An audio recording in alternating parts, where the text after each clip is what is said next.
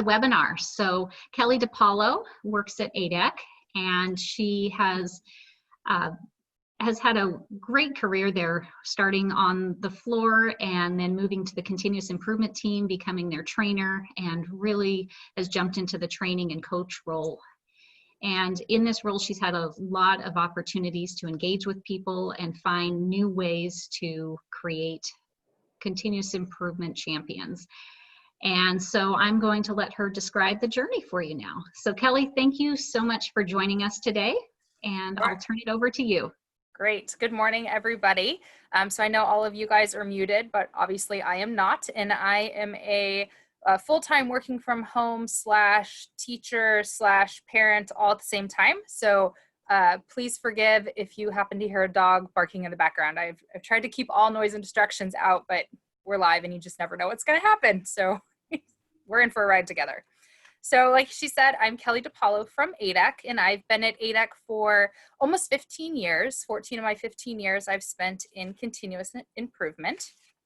If you're not familiar with A-dec, we are out in Newberg, Oregon, and we are a family-owned company founded by Ken and Joanne Austin, both who have passed away, but we are still going strong as a family-owned company.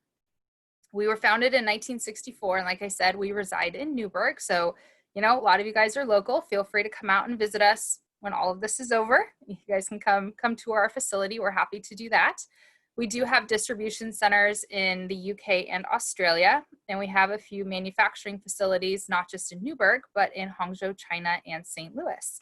At our plant in Newberg, we have over 1,000 employees, where the majority of our employees are in manufacturing. So that's over 600 folks that are in manufacturing, which is why this CI Champion program that we created is so important, because we have so many people in manufacturing that we're trying to reach. So I thought I'd give you at least a little bit of our lean journey. So we started lean in 2000. So yes, this is our 20-year anniversary with lean. So we're pretty excited about that. We've had a lot of different things happening along that journey, but I just wanted to highlight a couple of them.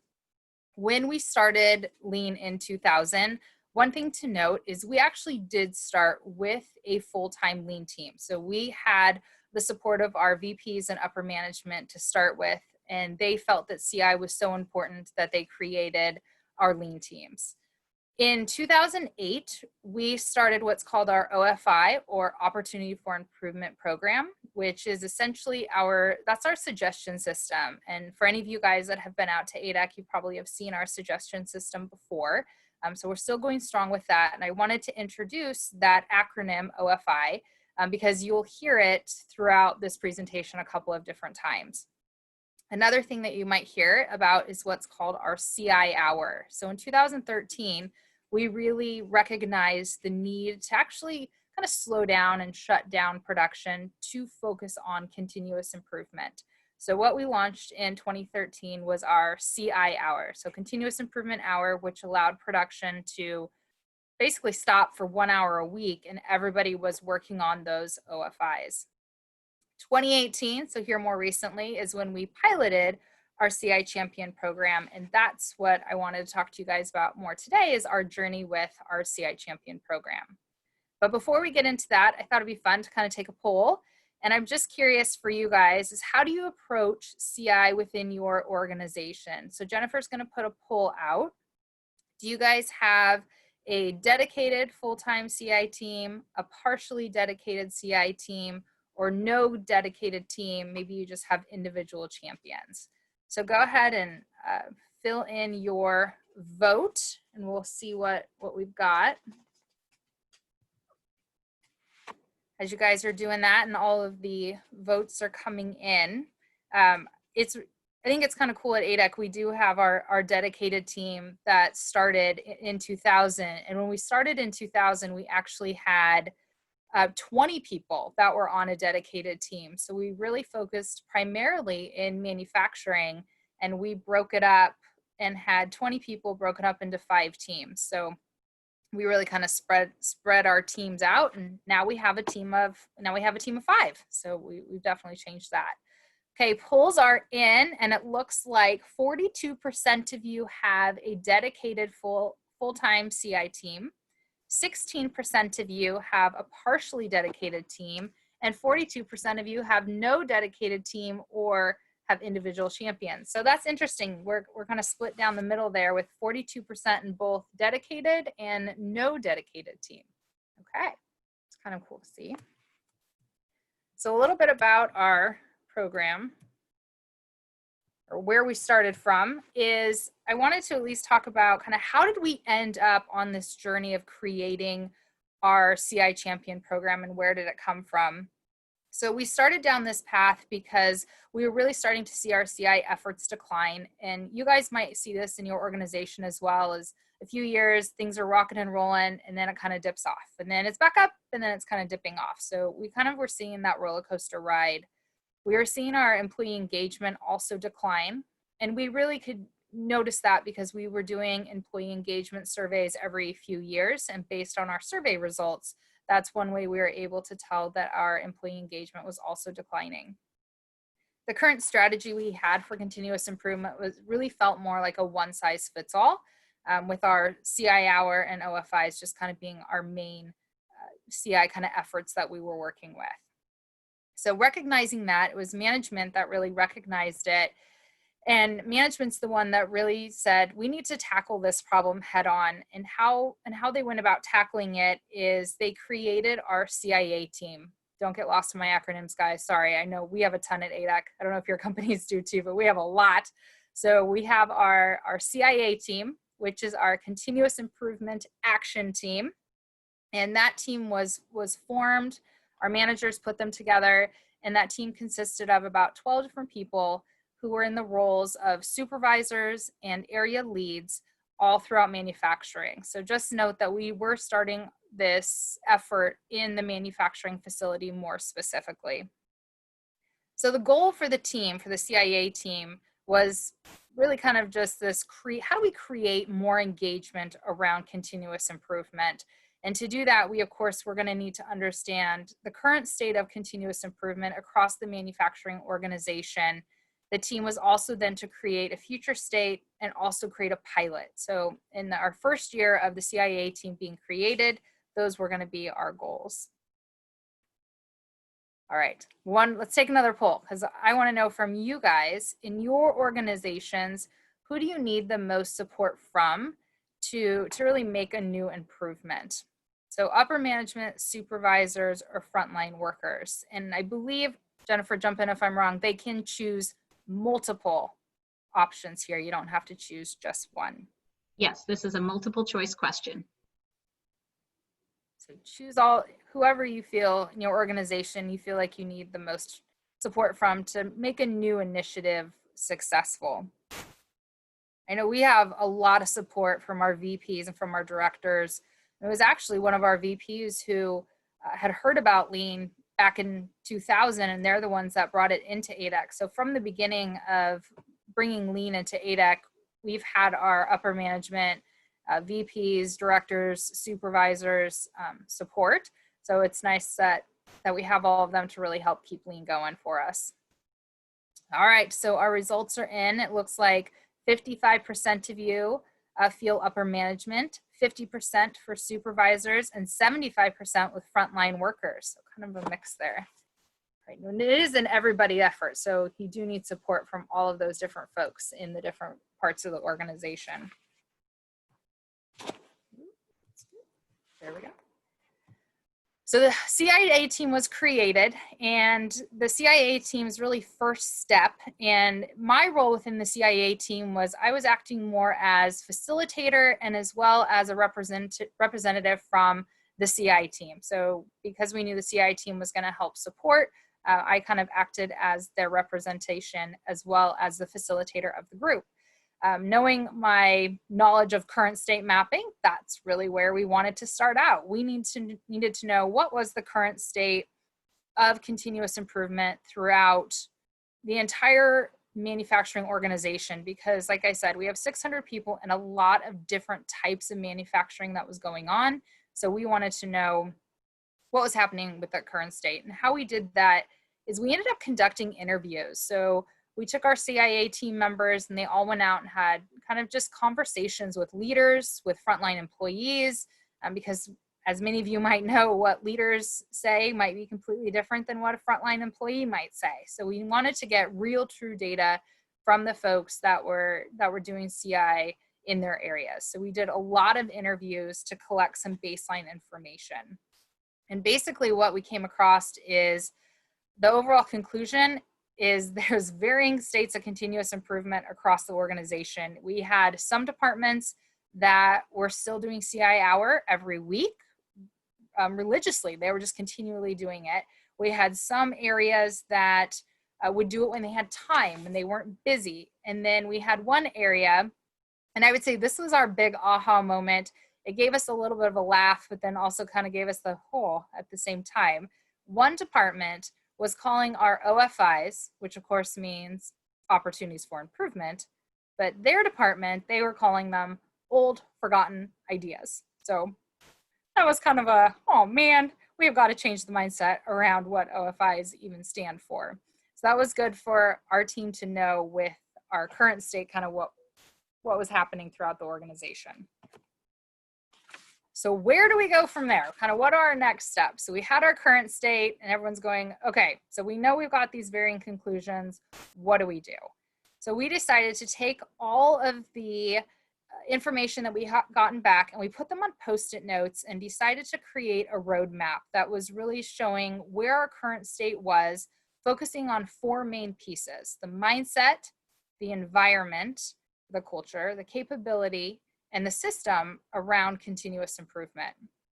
From knowing where we currently were, then we were going to be able to establish a future state and also figure out what the gaps were between our current state and future state. So I wanted to give you guys an example. This is one of the roadmaps here that we were putting together. You can see all of our Post-it notes are on there.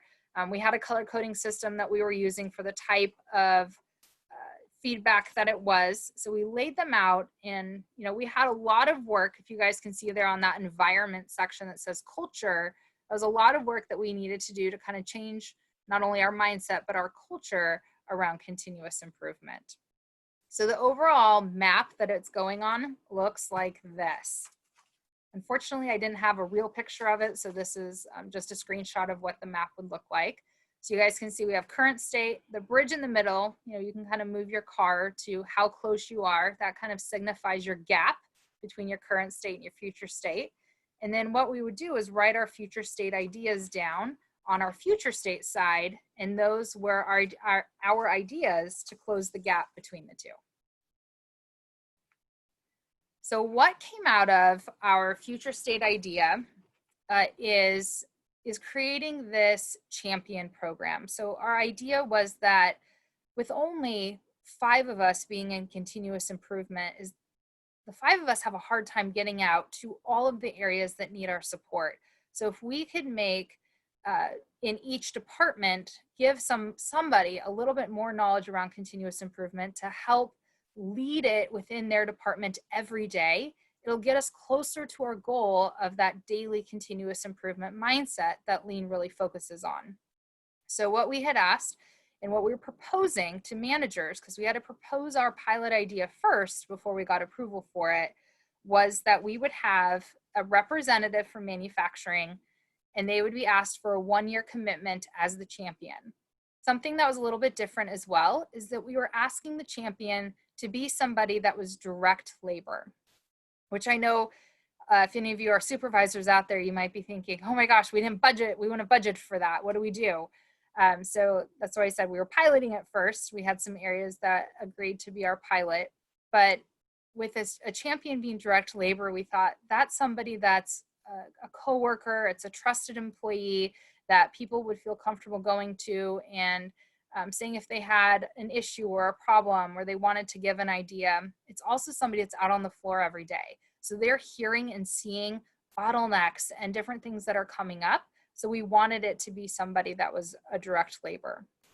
Another thing that they would do is we wanted to have a visual metric board. So as you guys know, I had mentioned that we had our CI hour going, which means we budget 1 hour per week per person for continuous improvement. That was part of our one size fits all. With our new program, what we're doing is still budgeting 1 hour per week per person, But instead of mandating it being 1 hour per week per person, we are basically now just giving them a bank of hours. So we would say, these are how many hours you have for the entire year. Use them. So your goal being to get to 0 by the end of the year, use them each week as you see fit. So if you happen to be really, really busy that week, maybe you're unable to shut down for CI that week, then you don't shut down that week. But maybe the next week you have some extra time, so you shut down for more. So ideally, they would carve out and try to stick to their 1 hour per week, but it's not a one size fits all. They're able to utilize the hours as they see fit in their department. So the visual metric board that we have listed up there is the champion would then be responsible for keeping track of not only OFIs, so really helping to move OFIs, but they're also keeping track of the hours that are being used. So I want to give you guys some examples of some of the boards. Another thing that's really cool is you really get to see the creativity. And I don't know how many people would say, I'm not very creative, I don't know what to do. But when they got their teams together, they really came up with some good ideas. So this one I thought was fun. They're the untangled board. So if you're a Disney fan of the movie Tangled, you'll appreciate this one. Another one that came up is, this one is more around video games. And something I thought was kind of cool is every quarter, this department changed the theme of their board. So they got a little creative every quarter. So they're keeping track of their hours with the colored little stickers that you see there in the middle. So each department kind of was able to do their own thing. So Champion Program Pilot in 2018, again, that's when we set our pilot, is another piece of this pilot program that we were submitting to managers for approval, is that we wanted to have contact with supervisors and area leads every week, meaning we wanted that champion to have a weekly meeting set with their supervisor to make a plan for continuous improvement. It would be the champion's responsibility to actually meet and set up that weekly meeting. And in this meeting, really what they're trying to figure out is who's going to be involved in CI this week, what are we going to be doing, how much time do we have, because not everybody would be involved every week. So they were making their plan for CI. Another part of being a champion is this is a really good opportunity for those folks that might be looking to get into more of a leadership position. So being a CI champion is really a good leadership, first kind of stepping stone into that leadership position. A lot of people get nervous when they have to present at different meetings or at stand-ups or in front of the managers. So this was also going to be a good opportunity because they would have to be presenting every week at their daily stand-ups what's happening with CI. So it was a good way for them to be a leader. So we got approval for our pilot and we got ready to launch our pilot, and we launched it in 4 different areas, but we had 6 champions. So let me kind of explain why we only had 4 areas but 6 champions. So throughout manufacturing, we have very different types of manufacturing that happen. So we did a traditional manufacturing area, think of U-shaped cell line, 1 person at each station, kind of traditional. Then we chose a manufacturing area, but it does more admin work. So we wanted to see if this would work in an admin area as well. So we chose that area. And then we chose an area that they actually don't have, they have 6 people that work in their department, but they aren't in their department all the time. They're only in their department if they have work. So how is it going to work in an area that's not there full time? And then lastly, we chose a machining area. And this machining area actually has 3 shifts. So how are we going to have communication between the 3 shifts so that it worked really smoothly? So that's why we have 6 champions, because for that machining area, we had a day, swing, and weekend shift person. So that's how we ended up with 6. So we kicked off our pilot, and the first thing that we did is we had our 6 champions, and they had all been through Lean Basics already, just like all A-dec employees are, but we wanted to give them more training around some specific topics that we really wanted them to focus on for the year. So what we chose was one-piece flow, 6S, and PDCA. So we did a 1-day training session with them. just to go over those topics, get them more in depth on what they mean, how do they look for that, how do they help others. And then the other pieces that we focused on was coaching and leading lean, because those were going to be obviously two other things that they would be doing as the CI champion. Is we wanted them to not just give answers, we wanted them to really stretch the minds of the folks that they're working with. So being able to ask questions and being able to recognize when, like for example, when one piece flow is failing, and what do you do to help get it back on track. So we got them going with the kickoff, and we got them going, and it was a little bit of a rough start to get going, because they're like, what do we do? And we're not really sure what this is. But we had our CIA team members to really help them through it, as well as myself. So after we got the pilot going and they got the champions up and going as well, our pilot was, we realized it really was a success. We saw more CI activity. We saw more engagement. We had that development opportunity there. And you could just hear and see CI more in those areas. So when I would walk through, I would definitely hear it more. And because of the results that we saw, it gave the managers full confidence to give us the approval and the go-ahead for a full program launch, meaning all throughout manufacturing in 2019. And just like most people, is they wanted to see our numbers. They wanted to see our results. So we did our pilot in 2018. That will be the purple lines. The green lines are the year before. And this is how many OFIs, that were those opportunities for improvement, are submitted per person. And it is significantly more in all of the areas except lights. And to be honest, this isn't surprising, because lights was one of those areas that was doing CI hour religiously, and they had a leader in their area that was pumped about CI and constantly pushing it forward. But even in an area that was already doing such a good job with CI, we saw a boost in that area as well. So it just made us even more excited about how much results we'd be able to see as we launched it across all of the organization. So with that as a success, we went forward and launched our full program in 2019, which meant every single manufacturing area was going to have a CI champion. So in February of 2019, we launched it with 40 CI champions. So we went from 6 to 40, which was a huge difference. We started with a full day training course for all of them, really focusing again on one-piece flow, 6S, some of our kind of basic lean concepts, things that we really wanted to make sure, and this idea of getting back to basics with lean and making sure that everyone had the knowledge so that they could help facilitate it in their own area. Another concern though was we went from 6 people to 40 people, and just me, myself, I can't help coach 40 people effectively all at the same time. So this is where our CIA team really helped step in. So we created coaching circles. Every month, our CIA team members would actually have a meeting with about 10 champions. So we created these small groups that they would help support each other every single month. They would check in with them. They would have somebody and some supervisors that they could go to. So just having that support with our champions and our CIA team, I think also has really helped make our launch successful. So I wanted to give you guys, I try to take a lot of photos as we do our training sessions, but this one just gives you guys an idea of what we did on our training session that we did for a full day.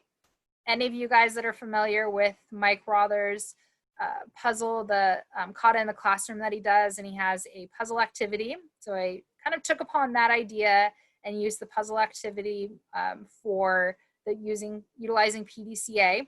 So remember, I had 40 people in the room. We had these groups here. So we had, 5 or 6 groups, and it was very interesting to see all of the different results that people were getting and things that they wanted to try when they all had the same goal. So we really focused on how do you utilize everyone's different ideas and their creativity. So let's do chat. I'm curious from you guys. I want to hear, not a poll, but actually hear from you guys. So remember, use the chat button there. What challenges do you guys face when trying to get improvements implemented? So, we have something new, our CI champions, we're trying to get something new implemented. Our champions are trying to get something new implemented, and we came across some challenges. But I want to know from you guys in your own facilities, what kind of challenges do you guys face when trying to get some of those improvements implemented?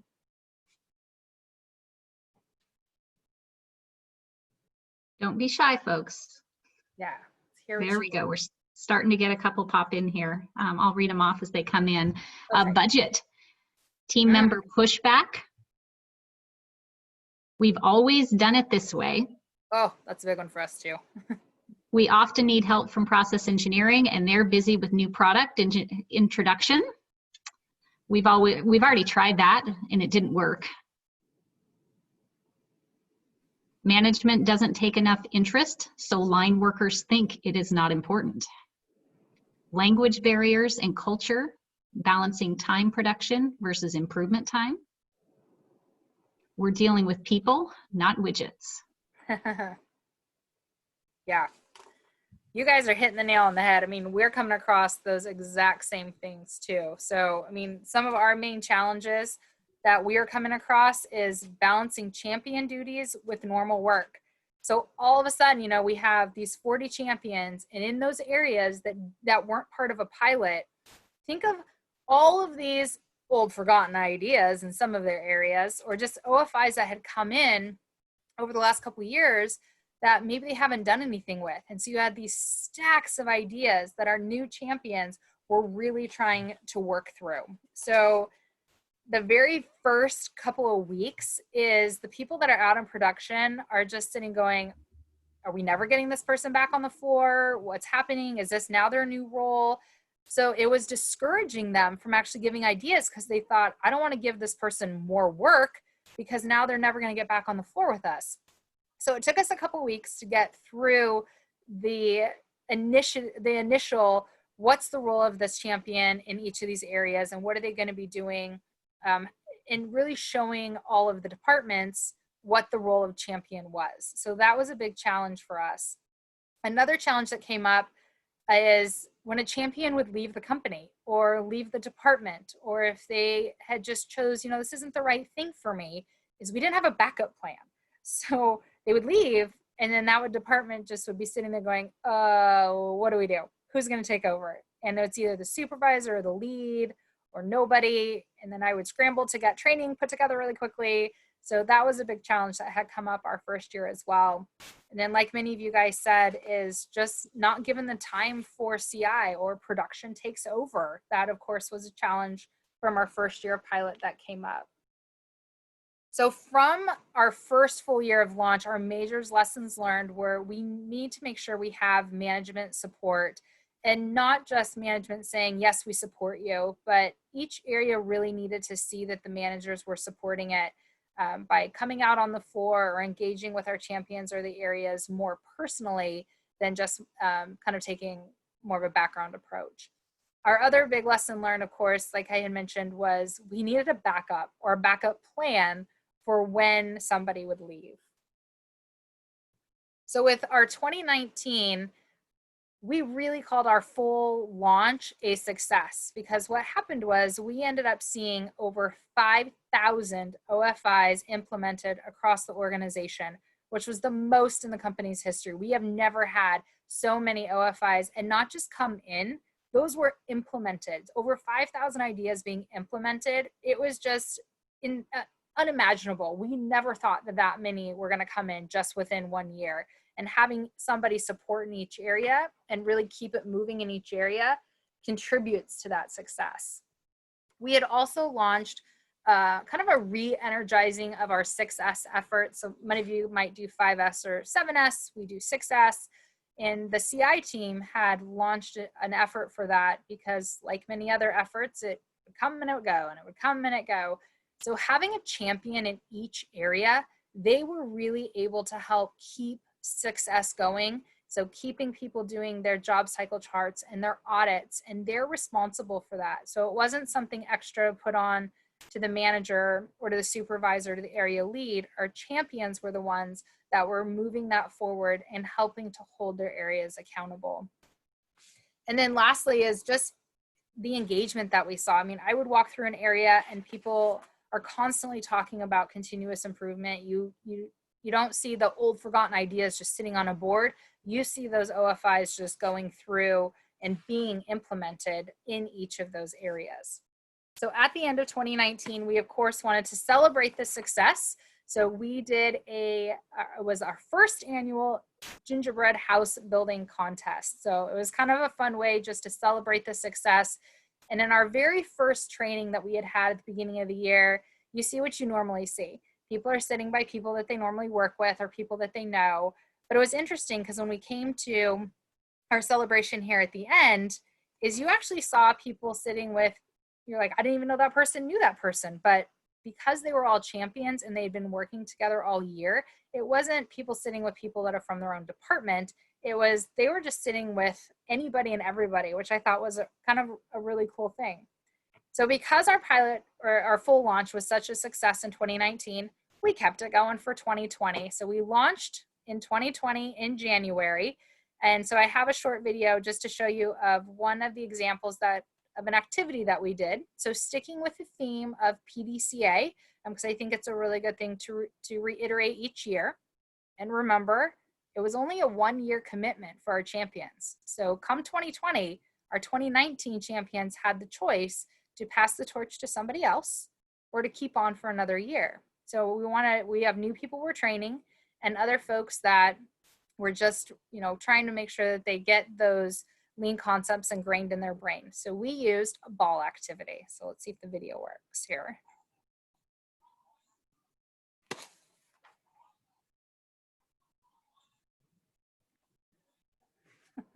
All right, so it's kind of fun.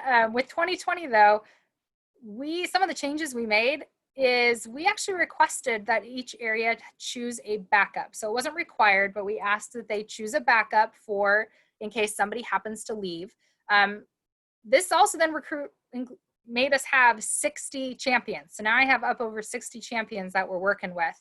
And the cool thing is in 2019, it wasn't just in manufacturing. Some of our admin areas like purchasing, planning, our train transportation group caught wind of what we were doing and thought, that sounds like something we want to do. So they jumped in as well. So not only have we launched in manufacturing, we have a few admin areas that have also launched. Instead of doing monthly coaching circles with our CIA team members this year, what we're doing is monthly meetings. And in each of those meetings, we're introducing a new topic, something new to learn about. Because instead of doing a 1-day full training, which at the end of last year I heard was way too much information all at one time. So we decided to break it down into small chunks. First training, you guys saw that ball throwing game we were doing, focusing on PDCA. And now in each monthly coaching meeting, we're introducing a new topic. So our next meeting that we'll have, we're going to introduce the impact and feasibility chart. So some of you guys might use something similar to this, but it will help them rate all of their OFIs as they get put on the board so they can decide which ones they want to be able to work on.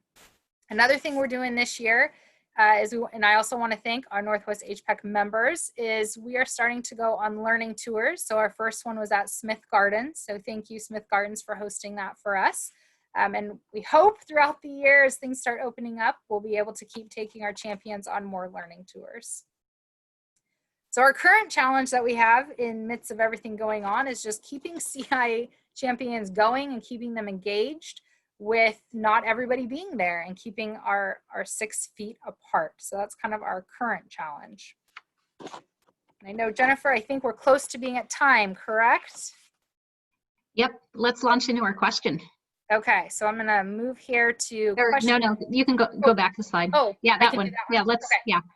Okay, so before we sign off today, I just want to know, what ideas do you guys have, or what have you done on your teams to engage continuous improvement with everything that's going on right now? How are you keeping continuous improvement going, and how are you able to keep your teams engaged when maybe they can't physically be together or when they're keeping their 6 feet apart? And if you can change on, say that you want to send this to all panelists and attendees, then everybody will be able to see what you type. So do you have any ideas that you want to share with us? And change in the drop down to all attendees. What have you guys tried, or what are you thinking about trying? An idea that's just rolling around in your brain. We just started getting everybody kind of back to work at A-dec, so this is definitely something on our brains. Jennifer, are you going to read off the responses again like you did before? Yes. So we've got one here: engaged remote furloughed team member to update documents. So it sounds like using someone to update standard work and things like that to keep things.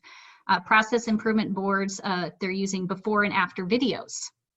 Oh, that's a cool idea. I like that, before and after videos. All right, well, we'll let you continue to populate those into the chat, but what we'll do is, for direct questions to Kelly, we are going to use the Q&A feature. And so type your question into Q&A. We have a couple here, so I'm going to start reading those off to Kelly. Before that, I do have a couple more chats coming in. So virtual dashboards, working on a physical distancing success audit, using morning meetings.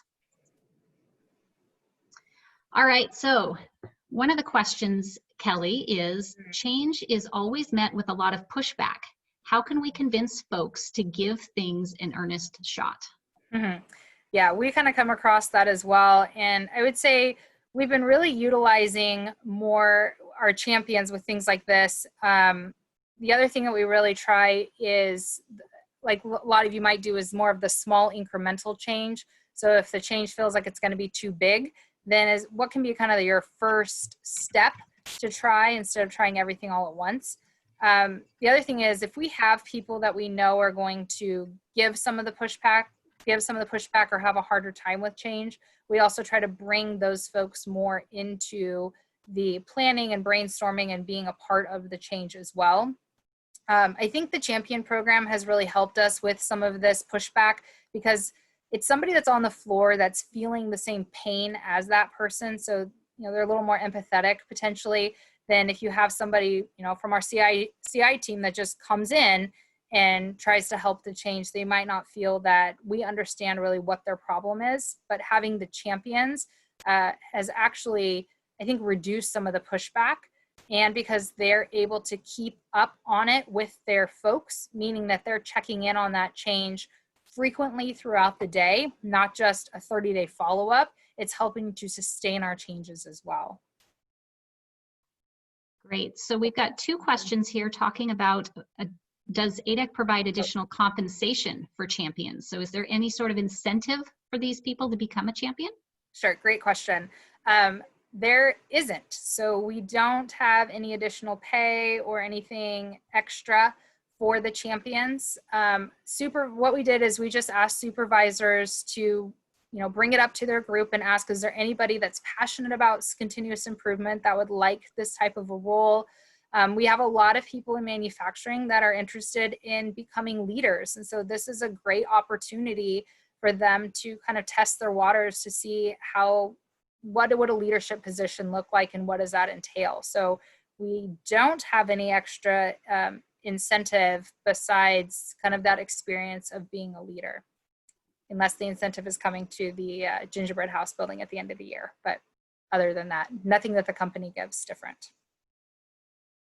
So if upper management buy-in is one of the big obstacles, how can you quantify or explain the true impact something like CI champions can provide to the business? So there's that question, and another one around financial measures to show success.